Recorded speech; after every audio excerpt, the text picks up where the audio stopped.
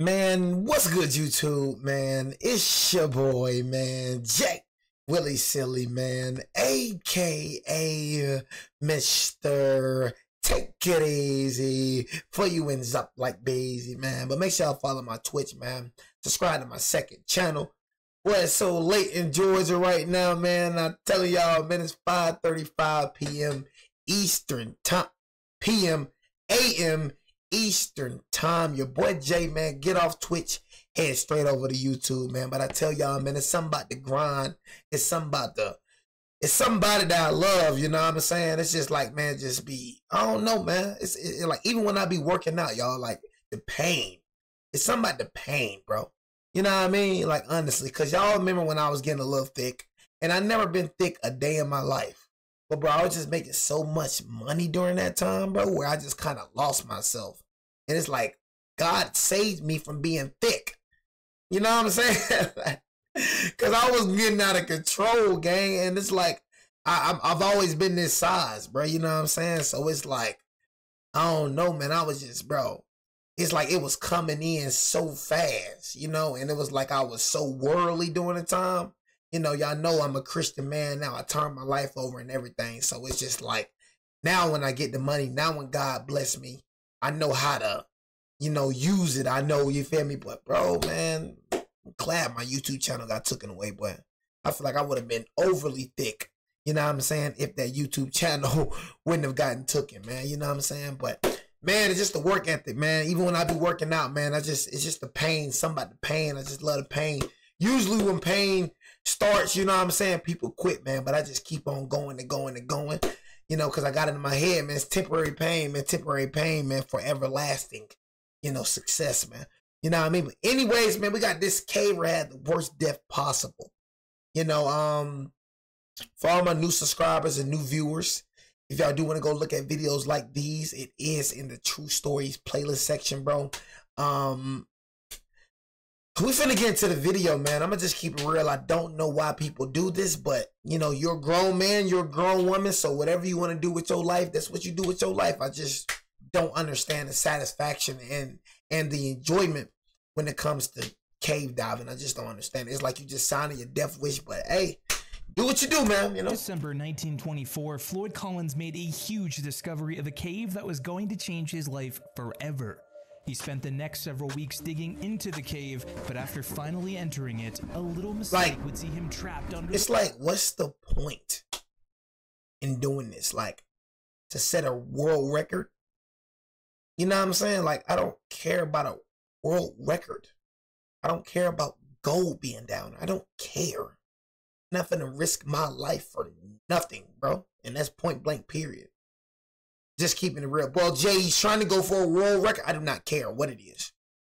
Nothing in the world to make me go down there. Because when I pass away, I'm going to be forgotten about. That world record going to be forgotten about. Whatever reason you trying to do this, bro, is going to be forgotten about. Feel me? I don't care what's the reason. You know what I mean? I'm not finna go in this tiny old cave, and it's just stupid. It's just plain stupidity, bro. Into the cave, but after finally entering it, a little mistake would see him trapped under the rocks, freezing and starving to death. The events surrounding his rescue would invite thousands to the cave and even draw the attention of the president. But none of this would do Floyd any good. This is the tragic story of the infamous Floyd Collins. Lucky cave explorer Floyd Collins has been trapped in Sand Cave. Collins was negotiating a small cavern tunnel when he was pinned by fallen rocks and debris at 10 a.m. on Friday morning. So far, efforts to free him have been unsuccessful. When William Floyd Collins discovered Sand Cave in late December 1924, it was a turning point for him because it was easily accessible by tourists since it was just 100 yards from a highway. He quickly struck a deal with the owners of this property to get 50% of the profits from the exploration of it. After this, he immediately went to work on the cave. but there was no real opening to the cave yet, which is why many tourists avoided it at all this time. But Floyd was determined. So for the next few weeks, he spent hours every day digging deeper and deeper into the hole, widening the passageways and removing several loose rocks as he did, all in an attempt to create a suitable opening to the cave. After a few more days, he came very close. On January 30th, 1925, he went again, but he would be shocked by what he would find. It was snowing that morning when Floyd made his way into the hole with a kerosene lantern in hand. He was getting used to the darkness and dampness of the hole, so he had no problem navigating his way through the tunnel after dropping through the first crevice. To get through the tunnel, Floyd fell to his knees and started to crawl forward. He then came face to face with a turnaround point. Just look, man. Just look. Started to crawl forward. He then came It's like, come on, man. Come on, man. Come on. You know what I mean? It's like, just don't understand. Like, Floyd, why? Why Floyd? Why Floyd? Like, is y'all lives just not that valuable to y'all? Like, just tell me. Like, tell me why. Like the Backstreet Boys said, tell me why ain't nothing but a heartache. Tell me why. Oh, I love that song. Right? I ain't gonna lie. You know what I mean? But just tell me why, man. You know what I'm saying? It's just, man, I get so angry, bro. It's like death be like, some things happen to us in this life that we just cannot control. Car accidents, you know what I mean?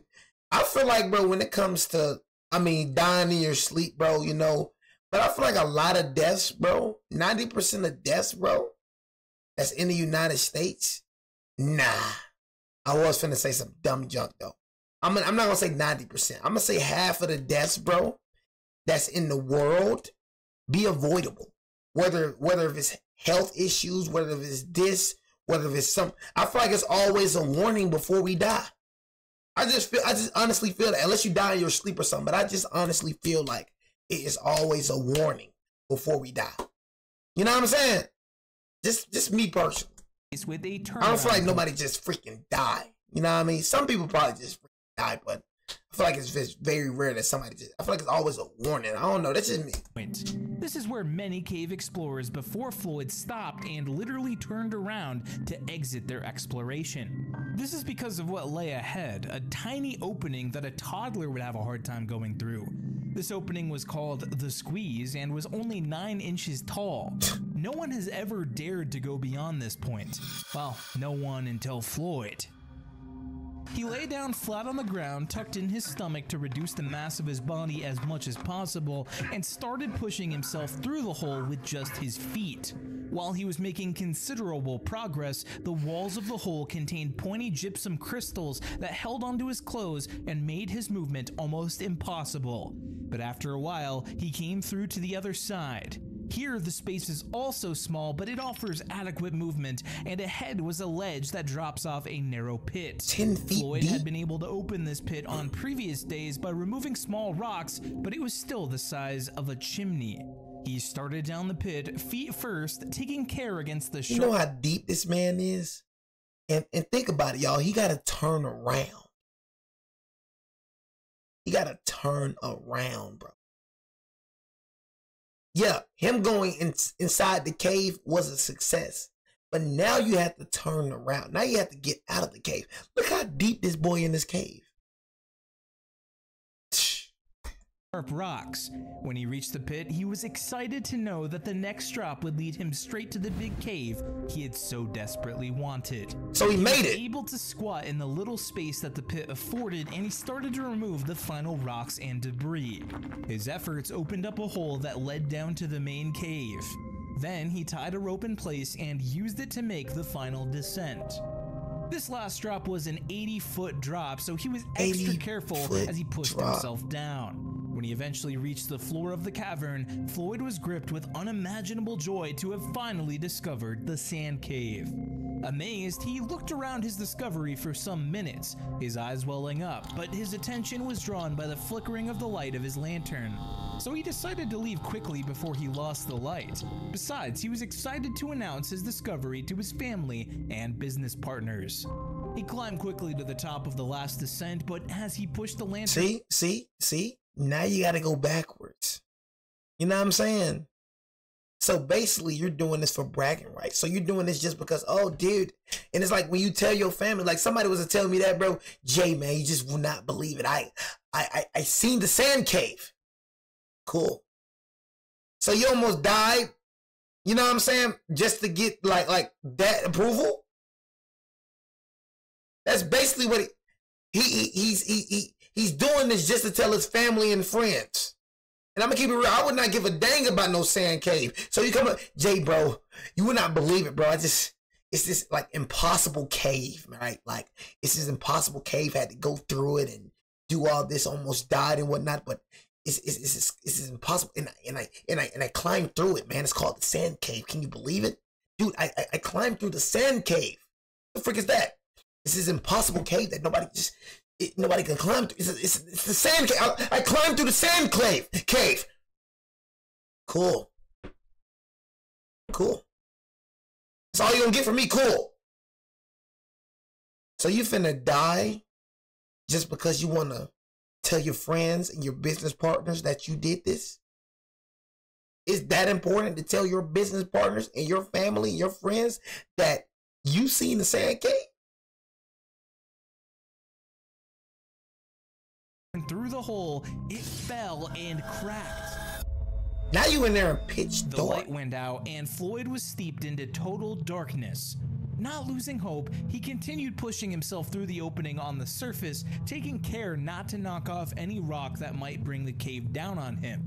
But in the dark like that was exactly what happened. As he was pushing his body upward with his feet, he kicked a loose rock that came out of place and fell on his left leg, trapping it in a dent in the ground.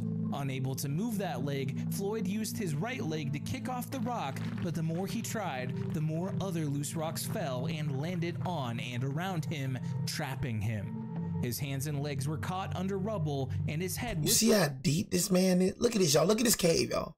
He is all the way at the end of the cave. He still has this much more to go. This much more. Like, look at this, y'all. He still have this much more. Oh my God, he's dead. He's dead. Pushed to one side by a rock. The time was only 10 in the morning, a few hours after he started his exploration, and he started to scream for help immediately, hoping that someone would hear him. But no one did. Hours ticked by painfully until the day ended. Lying there, unable to move, all he could do was pray and hope. His prayers would be answered when the following Saturday morning, almost 24 hours after he got stuck, two of the owners of the property, Ed Estes and B. Doyle, came out to the cave to check on him. Doyle's son, 17-year-old Jewel, was also with them. They found Floyd's coat and hat hanging at the ledge outside and called out his name. No answer. So they went in, going as far as the first squeeze before giving up their quest because of their sizes. However, Jewel, who was more slender, went through this hole and was able to reach Floyd, whose entire torso was stuck under heaps of gravel and rock. He was excited to see. I ain't gonna lie, Jewel, a real one. I'm not gonna lie, but that's pure God right there. I'm gonna keep it G. That's pure God. You know what I'm saying? Honestly, I'm gonna just keep it G. That woman, Jewel, went down the cave to fall. Oh my God. You know what I'm saying? Dang, bro, what the freak? Jewel, a real one. I ain't gonna lie, cause you know what I'm saying? Would have been DOA with me. I'm gonna keep it a buck, which I ain't going down there for you. I'm gonna just keep it a buck. So Jewel's a real one. And told him to go get his brothers to help. By noon, one of Floyd's brothers, Marshall, and their father, Pap, reached the cave to find a crowd at its entrance. Lots of people had gathered to see Floyd's rescue taking place. Marshall and another man entered, passed through the squeeze, and started digging to widen the tunnel leading down to Floyd as they couldn't get in. They were also careful not to let loose rocks fall down the pit, as Floyd's head was literally at the bottom, already receiving droplets of cold water falling down the pit.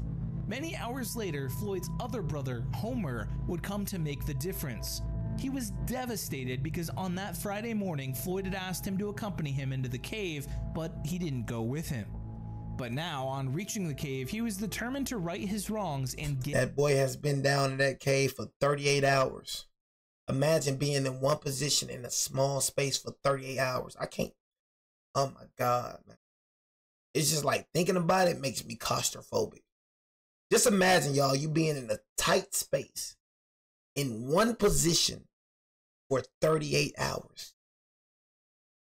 His brother out. Oh boy, He made it through the crowd of people whose numbers were now reaching 100 and went down to where Marshall and more men were working in the cave. He attempted to make his way through the tunnel that no one had been able to access. He started squeezing his way down, ignoring the pain from the cuts on him made by the roughness of the rocky tunnel. Soon his legs touched Floyd's face and he shuddered, but was happy to have finally made physical contact. But things weren't looking good because Floyd's situation was getting worse. The crowd of people outside had started several bonfires which were melting the ice outside the cave, so the droplets of icy water were falling more frequently and rapidly now, making more mud and freezing him further. He told Homer how he had finally seen the cave, but said he would never go back in there once he was rescued. After a while, Floyd told his brother to go out and rest. This was 8 hours after he first reached Floyd. It was already Sunday morning at the time. When Homer reached the surface, he was enraged to find so many people outside. He started to complain that if they couldn't help, they should get out of the way, but no one listened. The news of Floyd's dilemma had spread like wildfire, and soon reporters arrived and made to interview Homer, who told them with a sneer to go inside and assess the situation for themselves. Later in the afternoon, other people tried to see Floyd. Some did, and some tried but couldn't. One man came out later to report that Floyd was dead. Another told reporters that the pit had caved in. Marshall then offered $500,000 to anyone who could go in there to see his brother, but they all gave the same unfavorable answers. Dead, not seen, caved in. As evening drew close, Homer entered the cave once more to verify the news, and he was happy to find his brother was still alive. Homer continued to remove the little amount of rocks that he could, and by the 4th day of the entrapment, he was able to free Floyd's hands at least. Floyd then asked that they tie a rope around his chest to pull him out. On Tuesday morning, Homer came down with a harness to attempt to pull alongside other men, and with the harness in place, the men started to pull, but after a few minutes of moving his body a little out of the hold, Floyd screamed, "Stop, I can't stand it, it's going to pull me in two." So they stopped, and Homer continued removing as much rock as he could for the next couple of hours.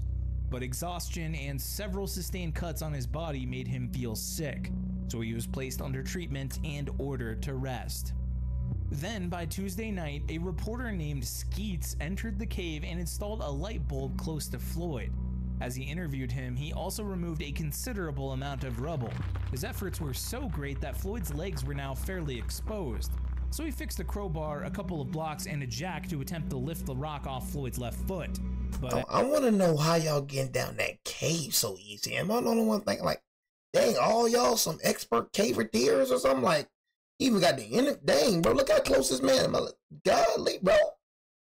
It's that easy to get down in the cave? You know what I'm saying? Maybe this cave ain't as difficult as it looks. Because it looks very difficult. You know what I'm saying? I'm just keeping it G. Golly, everybody going in the cave to interview the man, bro. You know, not the interview, but going, I was just thinking, like, dang, bro, these folks going in this cave pretty easy, huh? Golly. His efforts were so great that Floyd's legs were now fairly exposed. So he fixed a crowbar, a couple of blocks, and a jack to attempt to lift the rock off Floyd's left foot. But after several attempts, he had to give up that act as well. By the following days, Skeet's interviews had been printed in the papers, and Floyd's unfortunate situation had spread from the radio to people's ears. It had now become a huge spectacle, with people rooting for Floyd's survival, but some were spreading false rumors that nobody was even trapped there in the first place. In any case, the outside of the cave had now become a huge carnival. Hotels around were booked solid, prices of commodities were hiked, and hundreds of automobiles lined the roads leading to the cave. There were now at least 1,000 people outside the cave. It was worrying enough that all the burning going on was melting the ice inside the cave, but it was even worse that the number of people inside the cave and at the entrance of the pit where that made me mad, bro. Was just too much. Their activities were weakening the strength of the walls, and with no reinforcements made, it was actually expected to collapse any time. But nobody knew about this at that time, and they all thought that they were helping. Then, on Wednesday afternoon, the worst happened. 123 While hours. everyone who could reach Floyd was out resting, the entrance to the pit indeed collapsed, blocking any access to Floyd. He dead. Luckily, nobody was trapped in with Floyd, and he too also escaped getting knocked by any falling rock. He dead. But now nobody could reach him anymore. The following day, on Thursday, February 5th, 1925, a team of workers was led to create a shaft in the cave to attempt to reach Floyd. As the men worked, the cave was barred from entry, so the only way they could know Floyd was still alive was through the light bulb close to his head. It had been fixed in a way that, if Floyd breathed, the wires connected to the bulb would send a signal to the apparatus outside. They continued digging the shaft for several more days, with Floyd still stuck there, now without food and water. Bro. He was gradually deteriorating, cold, and exhausted of all energy. By Friday, the 13th of February, the men had gotten close, and one of them even reported that he had heard someone groan 10 feet away from him. However, at 1:30 a.m. Monday, February 16th, one of the workers named Brenner found Floyd, but of course he was already dead. Everyone agreed that the cave should be his final resting place, so the shaft was covered with Floyd's body still stuck in there. But many months later, Homer had it opened, and his brother's body was removed for a proper burial. Dang.